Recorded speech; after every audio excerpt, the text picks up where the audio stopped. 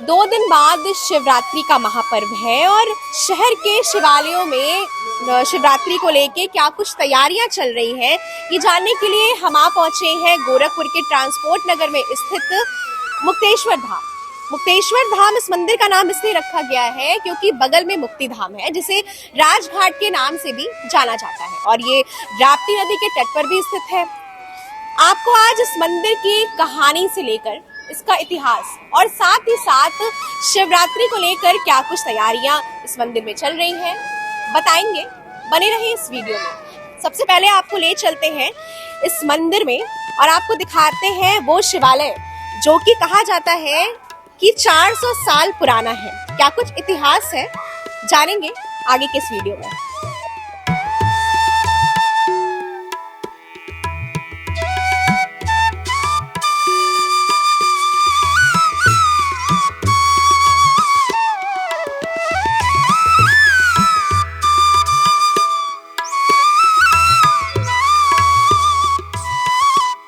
आप देख सकते हैं ये वही शिवालय है जिसे कहा जाता है कि 400 साल पुराना है। हम यहाँ पे पंडित जी से भी बात करेंगे और जानेंगे कि शिवालय से जुड़ी कहानियां क्या है।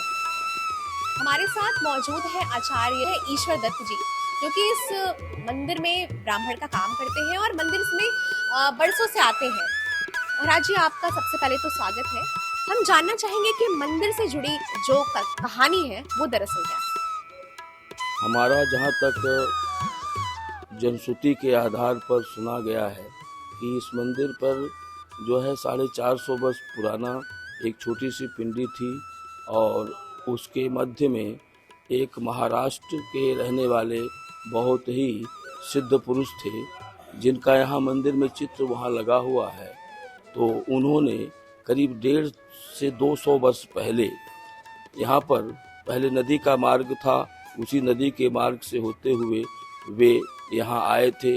राजाओं के वहाँ जाया करते थे, नेपाल राज जाते थे, सतासी राज जाते थे, उनवल स्टेट में जाते थे। तो उन्होंने एक बार उनवल स्टेट में एक शिवलिंग स्थापना की बात सोची थी आज के 200 साल पहले।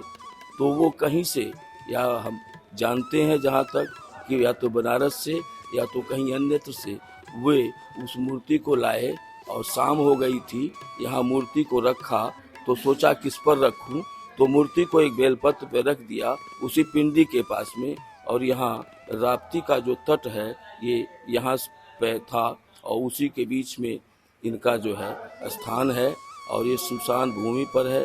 तो उन्होंने रख दिया। रखने के बाद जब प्रातः काल हुआ, नित्य क्रिया से निवृत्त हुए, उसके उपरांत उन्होंने सोचा कि इस मूर्ति को उठाया जाए, पर उनसे उठी नहीं वो शिव भगवान की मूर्ति, ऐसा मैं सुनता हूँ। और यहाँ के लोग भी इस बात को बड़े समर्थन, क्योंकि जिन लोगों से जो लोग आज नहीं है 100-200 वर्ष पहले जिनका जानकारी है वो बता रहे थे इस तरह से कि यहाँ जो है ऐसा बेलपत्र पे रखा गया और कई लोग मिलकर उठाने लगे पर उठे नहीं। तो उन्होंने बाद में निर्णय लिया कि हम यहाँ पर, तो उसी पिंडी के पास में इस शिवलिंग की, जिसका नाम है मुक्तेश्वर महादेव, उनकी स्थापना की गई। और फिर वहाँ से लोगों ने पूजा धीरे धीरे कर, पहले कम लोग आते थे यहाँ पर, जैसे जैसे जैसे, और वो भी आदित्यनाथ योगी जी इत्यादि के माध्यम से और केंद्र सरकार की योजनाओं के माध्यम से, मोदी सरकार के माध्यम से जो मंदिरों का जो है जीर्णोद्धार करने की बात चली, उस क्रम में यहाँ पर जो है काफ़ी कुछ परिवर्तन हुआ। और यहाँ पे कार्यक्रम जो यहाँ पे होते हैं वह कार्यक्रम करीब करीब मान लें कि महाशिवरात्रि के दिन, इस बार तो 26 फरवरी 2025 दिन बुधवार को महाशिवरात्रि का आयोजन होगा महापर्व के रूप में। तो जहाँ तक शास्त्रों के अनुसार यहाँ पर 5 आरतियाँ होती हैं, उसमें काफ़ी यहाँ के स्थानीय लोग हैं, भक्तगण हैं, शिव भक्त हैं, आते हैं। आरती होती है 4 बार और उसके बाद में लोग उल्लास के साथ में महाशिवरात्रि का पर्व मनाते हैं। जैसे ये कहते हैं कि यहाँ की जो आरती है उसका भी बड़ा विशेष महत्व है। बड़े ही अच्छे तरीके से बाबा का श्रृंगार किया जाता है। श्रृंगार भी इसी तरीके से होता है जैसे कि उज्जैन के महाकाल का श्रृंगार किया जाता है। हाँ, ये क्रम जो है 2022 के बाद जब शाम को यहाँ आरती होने लगी, काफी प्रयासों के बाद वो आरती पहले नहीं होती थी, परंपरा यहाँ की कुछ ऐसी ही थी। जिसके द्वारा पर बड़ा उसके लिए तपस्या करना पड़ा, प्रयास करना पड़ा। तो यहाँ शाम को आरती होने लगी, आरती होती है अब। और खुद पुजारी जी, उनके लड़के जो है पुजारी जी, हमारे पूजनीय श्री 1008 श्री जो है वो झिनकू जी उपाध्याय हैं, यहीं पेवनपुर के रहने वाले हैं। सुना जाता है कि उनके पितामह जो थे, वो जो संत यहाँ पर रहते थे, उस संत के द्वारा उनको ये जिम्मेदारी शाम को आरती की दी गई थी। यहाँ पहले आवास भी इनका हुआ करता था, बाद में समय ने पलटा खाया और यहाँ का जो है जो भी सारा क्रम टूटा। तो पहले तो था यहाँ पे, पर बीच में कुछ काल तक यहाँ पे यह कार्यक्रम थोड़ा सा ब्रेक हुआ, पर धीरे धीरे करके अब नई जो चीज़ें आई हैं, काफ़ी लोग आते हैं और उल्लास के साथ में यहाँ पर महाशिवरात्रि का पर्व ही नहीं है, सावन में तो भी बहुत ज़्यादा भीड़ होती है इस मंदिर का। और यहाँ जो मांगते हैं वो मिल जाता है। यहाँ से कई कैंसर की बीमारी पंडितों के माध्यम से, आचार्यों के माध्यम से दूर हुए हैं। तो मान्यता है कि यहाँ का जल और बेलपत्र जो है, अगर श्रद्धा के साथ में ग्रहण किया जाए तो हर किसी की मनोकामना पूरी होती है, क्योंकि सुनसान भूमि पर हैं और ये ऐसा कुछ यहाँ का स्थान है। हम खुद 27 साल से रहते हैं और हमने अपने को आगे ही देखा, तो इसके बड़ा यहाँ का महात्म है। ये जो मंदिर है मुक्तेश्वर नाथ, जैसा कि आपने बताया कि शमशान की भूमि पर स्थित है, तो शमशान की भूमि पर जब ये मंदिर की स्थापना हुई, वो कितने साल पहले हुई थी? वो स्थापना यहाँ पर पहले नदी थी, नदी का अभी ये स्थान निश्चित नहीं है कि कहाँ था, पर इस स्थान पे शिवलिंग का स्थापना थी और शिवलिंग की स्थापना से ये जो नदी है वो भी घटी, ऐसा लोग बताते हैं।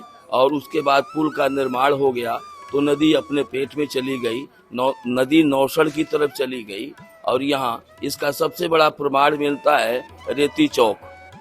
रेती चौक जो रेती नाम पड़ा, उसके पीछे एक लॉजिक नहीं है, एक बहुत बड़ा रीजन, कारण दिखाई देता है कि रेती चौक वहाँ रेत था। इसका मतलब है कि नदी जो है बहुत अंदर की तरफ और धीरे धीरे पड़ता गया, विकास होता गया और सारी चीजें, सड़कों का तमाम सारी जो संजाल बैठाया गया, उसकी वजह से यहाँ पर जो है वो नदी घट गई और एक स्थान काफी जो है, यहाँ जितने भी लोग रहते हैं उन लोगों के पास में 200-300 साल पुराना कोई रिकॉर्ड नहीं हो, क्योंकि ये मंदिर की सब सारी जगह थी, ये टोटल मंदिर की जगह थी पूरी, पर लोगों ने आए अपना लेते गए, करते गए इस तरह से। नहीं तो ये मंदिर अपना आकार बहुत बड़ा लंबा चौड़ा कोई था ही नहीं, 450 वर्ष पुराना इसका इतिहास है।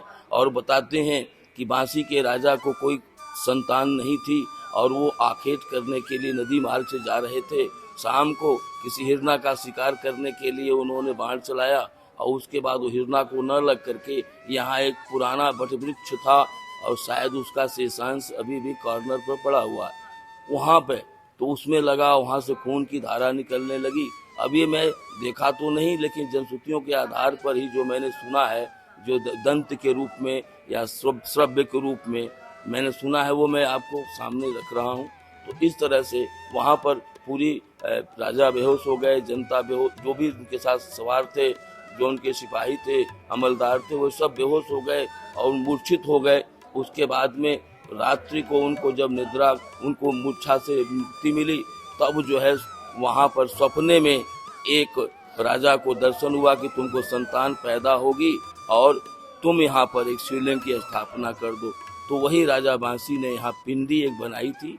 इसका विकास जो है उस संत ने किया, जो महात्मा महाराष्ट्र का जो फोटो लगा है। ये थे हमारे साथ आचार्य ईश्वर दत्त जी, जिन्होंने मंदिर की स्थापना से लेकर मंदिर के इतिहास तक के बारे में हमें बड़े ही विस्तार से बताया। बहरहाल इस खबर पर आपकी क्या राय है, हमें अपनी प्रतिक्रिया जरूर दें और ऐसी तमाम सारी खबरें देखने के लिए बने रहें बेधड़क खबर के साथ। धन्यवाद।